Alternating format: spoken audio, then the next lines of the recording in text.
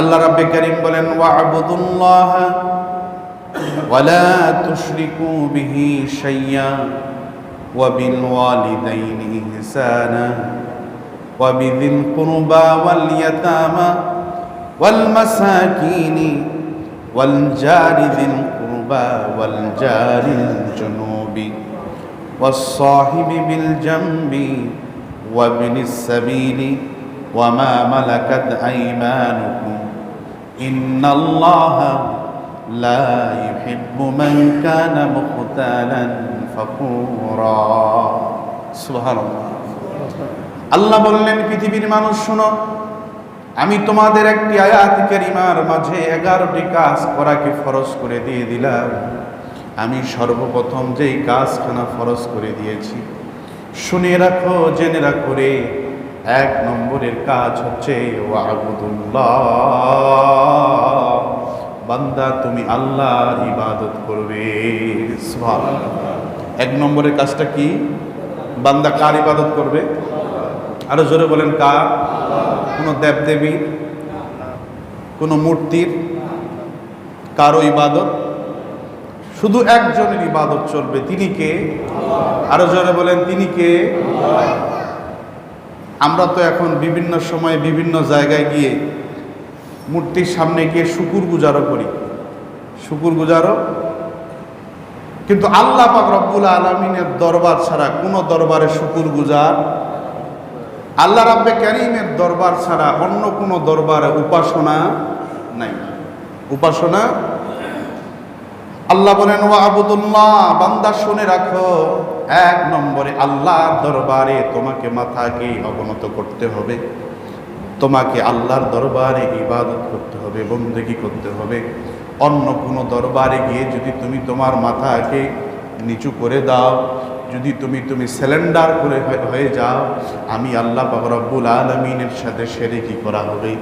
কি করা হবে? তাহলে ইবাদত হবে কার? আল্লাহ বলেন 1 নম্বরে হবে ওয়া'বুদুল্লাহ, বান্দা তুমি আল্লাহর ইবাদত করবে। 2 নম্বর ওয়ালা তুশরিকু বিহি শাইয়্যা, আল্লাহর সাথে কোনো কিছুকে তুমি শরীক করবা না, অংশীদার করবা না। যদি তুমি আল্লাহর সাথে কোনো কিছুকে সাদৃশ্য করো, তাহলে আল্লাহর সাথে শরীক করা হবে, শিরক করা হবে। শিরক করা 1 নম্বর আল্লাহর ইবাদত। 2 নম্বরে আল্লাহর সাথে কোনো কিছুকে সমকক্ষ মনে করা। আল্লাহ মনে করে আমরা অনেক সময় দেখি অনেক মানুষ অনেক জায়গায় মান্নত করে। মান্নত করে না? নাই? গাছের তলায়, বাঁশের তলায়, ঘাড়ের তলায়, যেখানে হোক। যেমন এর আগে বনি ইসরাইল সম্প্রদায়েরা সূর্যকে খোদা মানত, চন্দ্রকে খোদা মানত। বাস এখনো কিছু নমুনা কালচার আছে, গাছ, বাঁশ, ঝাড় যা আছে, এটাকে তারা মনে করতো যে এখানে গেলেই হয়তো হেদায়েত পাবো, এখানে গেলেই মনে হয়তো আমি মুক্তি পাবো। কিন্তু এরকম না। মুক্তি কার দরবারে? আরো জোরে বলেন, কার দরবারে? ওয়ালা তুশরিকু বিহি শাইয়্যা, আল্লাহর সাথে কোনো কিছুকে শরীক করো না। যদি শরীক করে ফেলো, সমকক্ষ মনে করো, তাহলে সেটা শিরক হয়ে যাবে। আর শিরককারীকে আল্লাহ মাফ, কেন শিরক হচ্ছে বড় গুনাহ, সেটা সগীরা না, সেটা কবিরা। কবিরা গুনাহ যখন কোনো ব্যক্তি করে, ওই কবিরা গুনাহ তওবা ব্যতীত আল্লাহ মাফ করেন না, তওবা ব্যতীত মাফ করেন। অনেক সময় পীরের কাছে গিয়ে চাওয়া, তার কাছে? পীরের কাছে গিয়ে, পীরের কাছে চাওয়া, পীর দিতে পারে না, পীরকে ওসিলা করে চাওয়া যায় না, যে আল্লাহ তোমার এই মকবুল বান্দা, এই ওলিটা ওসিলা, আল্লাহ এই মকবুল বান্দার ওসিলা করে তোমার কাছে চাচ্ছি, এটা জায়েজ। কিন্তু তুমি দাও, ঈশ্বর আপনি দেন, এটা চাওয়া জায়েজ? আরো জোরে বলেন, এটা চাওয়া জায়েজ? এরকম যদি কোনো ব্যক্তি করে, তাহলে শিরক করা হবে, আল্লাহর সাথে সমকক্ষ মনে করা হবে। আল্লাহ এই জন্য বলেন 2 নম্বর ওয়ালা তুশরিকু বিহি শাইয়্যা, পৃথিবীর মানুষ শুনে রাখো রে, আল্লাহর সাথে শরীক কোনো ব্যক্তিকে করিও না, আল্লাহর সমকক্ষ মনে করো না। ওয়া বিল ওয়ালিদাইনি ইহসানা, আর 3 নম্বর তোমরা তোমাদের পিতামাতার সাথে সদ্ব্যবহার করবা। সুবহানাল্লাহ। তাহলে কয়টা গেল? আরো জোরে বলেন, কয়টা? আল্লাহ বলেন 3 নম্বরে ওয়া বিল ওয়ালিদাইনি ইহসানা, তুমি তোমার পিতামাতার সাথে সদ্ব্যবহার করবা। এরপরে 4 নম্বরে আল্লাহ বলছেন ওয়াবিদিল কুরবা, আর তুমি তোমার আত্মীয় স্বজনের সাথে সদ্ব্যবহার করবা, ভালো আচরণ করবা। আমরা কিন্তু এই দিক দিয়ে অনেকে অগ্রসর, অনেকে পিছিয়ে আছে। বাস আত্মীয়তা হয়ে গেল দুই সম্পর্কে, দুই পরিবারের মাঝে 1 বছর 2 বছর যা একটু ভালো চললো, কিছুদিন পরে টানাটানি শুরু হয়ে গেল। এরকম আছে না নাই? আছে। আল্লাহ এই জন্য বললেন ওয়াবিদিল কুরবা, বান্দা আত্মীয়দের সাথে ভালো ব্যবহার করবা, ভালো সম্পর্ক করবা। ওয়াল ইয়াতামা, এবং এতিমের সাথে ভালো ব্যবহার করবা। কার সাথে? আরো জোরে বলেন, কার সাথে? আমরা আমাদের সমাজে কেউ এতিমের সম্পদ বুঝায় দেয়, আবার কেউ এতিমের সম্পদ যেভাবে হোক চাপা দিয়ে রাখে, চাপা দিয়ে রাখে। এরকম সমাজে আছে না নাই? আছে মানুষ যে আমার ভাই মরে গেছে, ইন্তেকাল করছে, আমার ভাই ছেলে ছোট আছে, এখন ওই ভাই ছেলের দেখাশোনা করার দায়িত্ব আমার। দায়িত্ব কার? আমার। আমি যদি তার সম্পদকে ভক্ষণ করে নিতে চাই, নিতে পারবো, কিন্তু আল্লাহ রাব্বে কারীমের দরবারে আমাকে কাঠগড়ায় দাঁড়াতে হবে। আজকে হয়তো তার আমি 10 বিঘা সম্পত্তি ভোগ করে খাচ্ছি, কাল কিয়ামতের ময়দানে ওই 10 বিঘা সম্পত্তি যদি আমি 100 বছর ধরে খাই, আর ওই 100 বছরের ফসল টাকা যদি ঘুষ দিতে চাই, লাভ হবে? তাহলে এটা ভালো না ওইটা ভালো? আল্লাহ বলেন ওয়াল ইয়াতামা, এতিমের সাথে সদ্ব্যবহার করবা। ওয়াল মাসাকিন, এবং মিসকিনদের সাথে সদ্ব্যবহার করবা। ওয়াল জারিদিল কুরবা, নিকট প্রতিবেশীর সাথে সদ্ব্যবহার করবা। ওয়াল জারিল জুনুব, দূর প্রতিবেশীর সাথে সম্পর্ক ভালো করবা। ওয়াস সাহিবি বিল জামবি, এবং তোমার সঙ্গী সাথীর সাথে তুমি সদা সর্বদা ভালো ব্যবহার করবা। ওয়াবনিস সাবিলি, মুসাফিরের সাথে ভালো ব্যবহার করবা। কার সাথে? মুসাফির, ভিন্ন জায়গা, ঢাকা, চিটাগাং বা ভিন্ন দেশের একজন মানুষ এখানে এসেছেন, তার সঙ্গে ভালো ব্যবহার করা, এটা আমার উপর দায়িত্ব, এটা আমার উপর ফরজ। আমার উপর কি ফরজ? আমাদের সমাজে কিছু মানুষ আছেন, রাস্তা দিয়ে যাচ্ছেন, এমন সময় যদি কোনো মুসাফির ব্যক্তি, অন্য জায়গার মানুষ ওই মানুষটাকে জিজ্ঞাসা করে, ভাই আমি বদা বাজার যাব, এ এখন এদিক দেখা না দিয়ে এদিক দেখা দেয়। এরকম মানুষ আপনাদের এখানে নাই? আছে, সব জায়গায় আছে, কম আর বেশি এটাই, কোথাও কম কোথাও বেশি। মানুষদেরকে সঠিক রাস্তা চিনিয়ে দেওয়া, এটা আল্লাহ ওয়ালাদের লক্ষণ। আল্লাহ এই জন্য বলেন ওয়াবনিস সাবিলি, মুসাফির ব্যক্তির সাথে ভালো ব্যবহার করা। ওয়ামা মালাকাত আইমানুকুম, আর আমার অধীনস্থর যারা দাস দাসী আছে তাদের সাথে ভালো ব্যবহার করা। তাদের সাথে কি করা? আমাদের সমাজে অনেক ব্যক্তি আছে, ধনাঢ্য ব্যক্তি আছে, যে তাদের ঘরের মধ্যে কাজের কর্মচারী আছে না নাই? আরো জোর করেন, আছে না? কাজের কর্মচারীর যদি জিজ্ঞাসা করা যায় যে তোমার সাথে তোমার মনিব, তোমার সাথে তোমার বাড়িওয়ালা কেমন ব্যবহার করে, হয়তো কেউ ভালো উত্তর দেয়, হয়তো কেউ খারাপ উত্তর দেয়। এটাই তো সমাজের নিয়ম, ঠিক না? তো মনে রাখবেন, আমার দাস দাসী, আমার কাজের ছেলে, আমার কাজের মেয়ে আমার ব্যাপারে যদি ভালো প্রশংসা করে, তাহলে রাব্বে কারীমের দরবারে আমি একজন মকবুল বান্দা। আর আমার সম্পর্কে সে যদি বিরূপ মন্তব্য করে, খারাপ মন্তব্য করে, তাহলে এর জন্য হয়তো আল্লাহ আমাকে ধরতে পারে, আল্লাহ আমাকে ধরতে পারে। তাদের হক বুঝিয়ে দেওয়ার দরকার আছে না নাই? আছে। যিনি আমার ঘরে পরিশ্রম করতেছেন, তার হক বুঝিয়ে দেওয়া, তার ঘাম শুকানোর আগে তার হককে পাওনাদারের পাওনা মিটিয়ে দেওয়া আমার উপর ফরজ। আমার উপর কি ফরজ? আমরা দেখি কাজ করছে আজকে, 10 দিন পরও টাকা নাই, ঘুরাচ্ছে। ওই দোকানের পাশে আসিও, নামাজের পরে আসিও, এশার নামাজের পরে ওখানে দেখা করিও। তিনি দেখা করবেন কেন? আমি দেখা করব। তিনি কেন দেখা করবেন? তিনি সারাদিন কাজ করেছেন, সারাদিন শ্রম দিয়েছেন, উনি দেখা করবেন না? বরং আমি তার কাছে ঋণী, আমি দেখা করে আমি গিয়ে তাকে পাওনাদারের টাকা পাওনা পরিশোধ করে দেওয়া আমার উপর আল্লাহ ফরজ করে দিয়েছেন। এই 11টি কাজ আল্লাহ রাব্বে কারীমের কোনো বান্দা যখন আদায় করবে, আল্লাহ বলেন ওই বান্দাটা আমি আল্লাহ রাব্বে কারীমের দরবারে মকবুল বান্দা হিসেবে বিবেচিত হয়ে যাবে।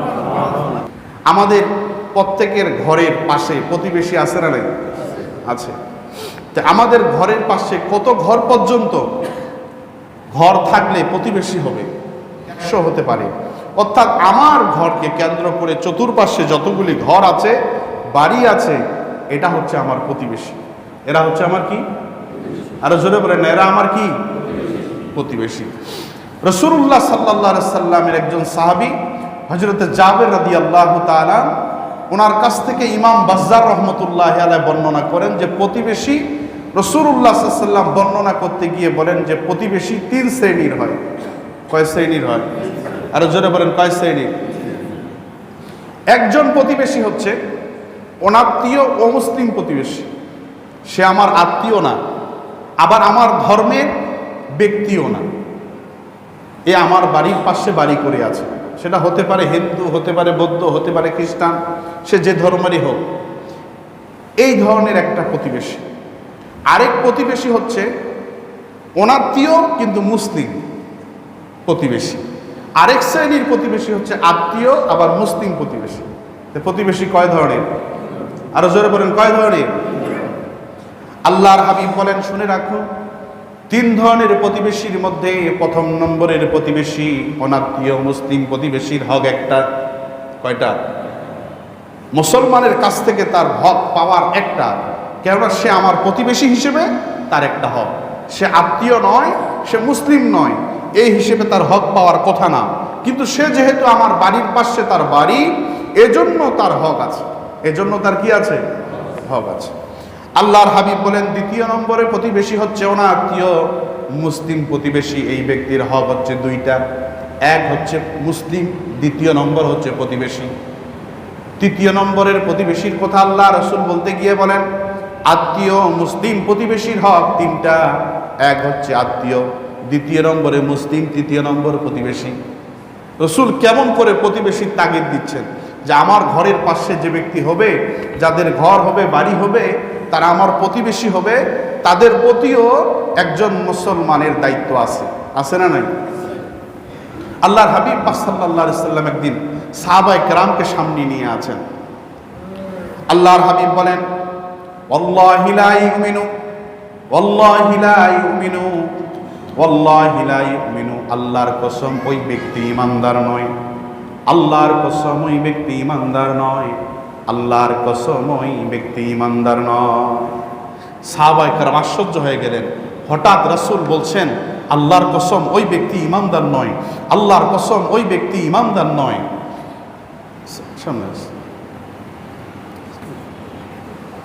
আল্লাহর কসম ওই ব্যক্তি ঈমানদার নয়, এটা কেমন কথা? রাসূল 3 বার বললেন, ওয়াল্লাহি লা ইউমিনু, ওয়াল্লাহি লা ইউমিনু, ওয়াল্লাহি লা ইউমিনু। খোদা কি কসম, আমি খোদার কসম করে বলছি রাসূল, ওই ব্যক্তি ঈমানদার নয়। ওই ব্যক্তি কি নয়? সাহাবায়ে কেরাম বললেন, কিলা মান ইয়া রাসূলুল্লাহ, ইয়া রাসূলুল্লাহ, ইয়া হাবিবাল্লাহ, কোন ব্যক্তি ঈমানদার নয়? আল্লাহর হাবিব বললেন, আমার সাহাবীরা শুনে রাখো, আল্লাযী লা ইয়ামানু জারুহু বাওয়াইকাহু, ওই ব্যক্তি ঈমানদার নয় যে ব্যক্তি তার প্রতিবেশীর সাথে অত্যাচার করে, যেই ব্যক্তি তার প্রতিবেশীর সাথে জুলুম করে, ওই ব্যক্তি কোনোদিন ঈমানদার হতে পারে না। দেখেন, আমরা তো আমাদের প্রতিবেশীর সাথে মাই ডাং ঝগড়া বিবাদ কত না কিছু হয়ে আছে, আছে না নাই? এর সাথে এই বাড়ির সাথে ওই বাড়ির কোনো সম্পর্ক নাই। আরে মানুষের তো সম্পর্ক নাই, মুরগি পর্যন্ত যাইতে দেয়। মুরগি পর্যন্ত, এরকম আপনারা নজির শুনেন নাই? মুরগি পর্যন্ত গেলে বা একটা পশু পর্যন্ত গেলেও এটারও ছাড় নেই, এটাও নিয়ে বিচার, এটাও নিয়ে কেস, বিভিন্ন ধরনের। এই যে আমাদের ভিতরে একটা পশু পাখির চেয়েও হিংসাত্মক মনোভাব এসে গেছে। এই মনোভাব যতক্ষণ পর্যন্ত দূর হবে না, ততক্ষণ পর্যন্ত আমরা পরিপূর্ণ ঈমানদার আল্লাহর দরবারে হব না। প্রতিবেশী কেমন দেখেন, সময় যেহেতু সংক্ষেপ করে একটি ঘটনা বলি। নুজুহাতুল মাজালিসের মধ্যে আব্দুর রহমান সফুরি রহমতুল্লাহ আলাইহি বর্ণনা করেন যে বাদশাহ হারুন রশিদের সময় একজন মুচি ছিলেন, ওই মুচির নাম ছিলেন আব্দুর রহমান। মুচির নাম কি ছিলেন? মুচিওয়ালা। এই মুচির যৌবন কাল থেকে ইচ্ছা ছিল সে হজে যাবে। কোথায় যাবে? হজ যাবে। টাকা জড়ায়, ব্যাংক করছেন, এই ব্যাংকের মধ্যে টাকা জড়ায় হজে যাবে। এক পর্যায়ে হজে যাওয়ার টাকা হয়েছে, তারপরও কোনো ফ্লাইটে না, কাফেলার সঙ্গে হেঁটে হেঁটে, কাফেলার সঙ্গে আব্দুর রহমান এই মুসিওয়ালা হজে যাবে। সমস্ত গাটলি গুটলি বান্দা স্ত্রীর কাছে গেছে, স্ত্রী রে তুমি আমারে মাফ করে দাও, আমি হজের মধ্যে রওনা দিলাম। স্ত্রী বলে আমি একজন অসুস্থ মানুষ, আমার গর্ভে তোমার সন্তান আছে, আমার একটা শেষ আরজি আছে, আরজিটা হচ্ছে তুমি একটু বাজার গিয়ে আমার জন্য গোস্ত কিনে আনো। কি কিনে আনো? ওই গোস্ত আমি খাবো, এটা আমার শেষ আরজি। তুমি এরপরে হজে যাবা না কোথায় যাবা, যাও আমার জন্য গোস্ত নিয়ে আসো। আব্দুর রহমান মুসিওয়ালা বলে ওগো আমার স্ত্রী, আমি যদি এখন বাজারে যাই, বাজার থেকে আবার গোস্ত নিয়ে আসি, আমার কাফেলা তো চলে যাবে, আমি তো আর হজে এবছর যেতে পারবো না। অতএব তোমাকে আমি টাকা দিলাম, তুমি কারো দ্বারা টাকা, এই টাকা দিয়ে তুমি গোস্ত কিনাই নিয়ে আসবা। স্ত্রী নাসর বান্দিনী বলে না, এটা হবে না, তুমি আমারে গোস্ত নিয়ে আসো। তারপরে আব্দুর রহমান বলে আচ্ছা গোস্ত খাওয়ার এত ইচ্ছা হয়েছে কেন? কয় তুমি কি দেখো না পাশের বাড়িতে গোস্ত রান্না হচ্ছে। কি রান্না হচ্ছে? গোস্ত রান্না হচ্ছে, সেই গোস্তের সেন্ট আমার নাকে আসছে, এজন্য গোস্ত খাবো। আব্দুর রহমান দৌড় মারছে ওই পাশের বাসায়, গিয়ে বলে ভাই আমাকে একটু গোস্ত দেন, 2 টুকরা, আমি হজে যাব, বাজারে যাওয়ার কোনো সময় নাই, আমার স্ত্রীর বায়না ধরছে গোস্ত খাবে। ওই ব্যক্তি দিলেন না, কয় না আপনাকে এই গোস্ত দেওয়া যাবে না। 1 বার 2 বার 3 বার, সময় যেহেতু সংক্ষেপ এজন্য বলছি, 3 বার দিলেন না। আব্দুর রহমান মুচিওয়ালা 3য় বার যখন গেলেন, ভাই 1 টুকরা গোস্ত দেন। ওই ব্যক্তি প্রতিবেশীটা বললেন যে না, 1 টুকরা গোস্ত কেন, এখানকার ঝোলও দেওয়া যাবে না। বললেন কেন? কয় সেটা আমার জন্য হালাল, আপনার জন্য হারাম, যেহেতু আপনি মদিনাতুল মুনাওয়ারা মক্কাতুল মুকাররমা যাচ্ছেন। কয় কারণটা কি? যেটা তোমার জন্য, তুমিও মুসলমান আমিও মুসলমান, তোমার জন্য হালাল আমার জন্য হালাল, যেটা তোমার জন্য হারাম হবে সেটা আমার জন্য হারাম হবে। বললেন আমার জন্য এজন্য হালাল, এটা একটা মরা গাধার গোস্ত, আমি আমার ছেলে মেয়ে নিয়ে আজকে 3 দিন ধরে খাচ্ছি না। আপনি তো মক্কা যাচ্ছেন, আপনার তো টাকা আছে, পয়সা আছে, আপনার জন্য তো গোস্ত কিনে আনা খাওয়া সম্ভব। আমি 3 দিন ধরে আমার ছেলে সন্তানদেরকে নিয়ে খাচ্ছি না, এজন্য জীবন বাঁচানোর জন্য যতটুকু খাইলে জীবন বাঁচবে অতটুকু খাওয়া মরা গাদা হলেও আমার জন্য হালাল, সেটা আপনার জন্য হালাল। আব্দুর রহমান একটা দৌড় মারছে ঘরের মধ্যে, বিবির কাছে গিয়ে বলে বিবি রে, আমার টপলা টুপলি যা আছে, যা অর্থ সম্পদ আছে, সত্য সম্পদগুলি নিয়ে মাথার মধ্যে নিয়েছে, আর ওই গরিব প্রতিবেশীর বাড়ি দিয়ে আব্দুর রহমান সবগুলি অর্থ সম্পদ দিয়ে দিয়েছে, খুঁজে খুঁজে দিয়ে দিয়েছে কোথায় গরিব আছে। আমার এই হজের দরকার নাই, আমার প্রতিবেশী না খায় 3 দিনের অনাহারি, না খায় খেয়ে মরতেছে, এই হজ করার দরকার নাই। আব্দুর রহমান আর মুচিওয়ালা যাইতে পারলেন না, মনে বড় ব্যথা নিয়ে আবার মুচির কাজে ধরছেন। হঠাৎ হজ থেকে হাজিরা যখন ফিরে আসে, একজন হাজি এত বড় একটা গাটলি আব্দুর রহমানের ওই দোকানের মুচির সামনে দিয়া বলেন, হুজুর আপনি না ওই যে মক্কা শরীফ ঘুরতে ঘুরতে তাওয়াফ করতে করতে এই গাটলিটা দিয়া বললেন ধরো, আমি আসতেছি। আসতে বলে কোথায় গেলেন? আসতে বলে নুজুহাদুল মাজালিসের মধ্যে বলেন। আব্দুর রহমান বলেন আমি আশ্চর্য হয়ে গেলাম, আরে ভাই আমি তো হজ করতে যাই নাই। ভাই আপনি কি মস্করা করেন? আরেকজন হাজি এসে বলেন, হাজি আব্দুর রহমান ভাই আসসালামু আলাইকুম। কয় ভাই আমি হজ করতে যাই নাই, আমি হাজি হই কেমনে? কয় আপনাকে না মক্কা শরীফ দেখলাম, মদিনা শরীফ দেখলাম, আপনি মস্করা করার আর জায়গা পাচ্ছেন না, একসাথে আমরা হজ করলাম, একসাথে খাইলাম। ওই রাত্রের মধ্যে বাদশাহ হারুন রশিদ স্বপ্ন যোগে দেখে যে ওই সময়ে ওই কাফেলার ওই বৎসরের কারো হজ কবুল হয় নাই, শুধু একজনের হজ কবুল হয়েছে, আব্দুর রহমান মুচিওয়ালা। বাদশাকে বললেন কবুল হওয়ার একটা কারণ, হজে না যাওয়ার পরও সে প্রতিবেশীর হক আদায় করেছে। আল্লাহ রাব্বে কারীম আমাদেরকে সেই প্রতিবেশীর হক আদায় করার তৌফিক দান করুন।